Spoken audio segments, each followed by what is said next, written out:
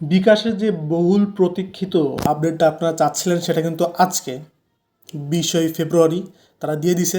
সেটা হলো NPSB system, যেটা বাংলাদেশ ব্যাংকের নির্দেশনা ছিল যে এমএফএস টু এমএফএস ট্রান্সফার করা যাবে এবং এমএফএস টু ব্যাংক ট্রান্সফার করা যাবে।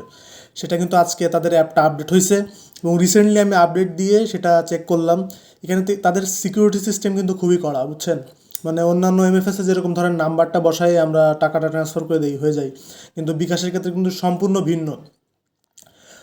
বিকাশে আপনি যতবার একটা নাম্বার মানে ভিন্ন ভিন্ন নাম্বার ধরেন আপনি টাকা ট্রান্সফার করবেন, তখন কিন্তু আপনাকে ভিন্ন ভিন্ন প্রতিটা নাম্বারের জন্য আপনাকে ফেস ভেরিফিকেশন করে নিতে হবে।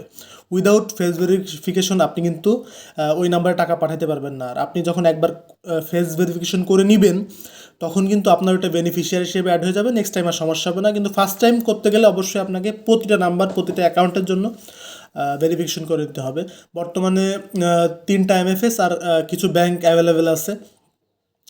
আশা করা যায় ভবিষ্যতে আরও নতুন নতুন এমএফএস বিকাশ অ্যাড করবে। বর্তমানে শুধুমাত্র ইসলামিক ওয়ালেট, এমক্যাশ এবং রকেট ট্রান্সফার করা যাচ্ছে।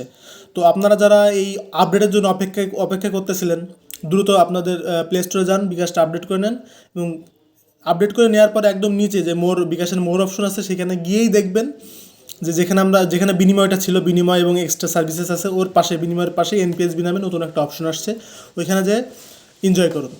ধন্যবাদ।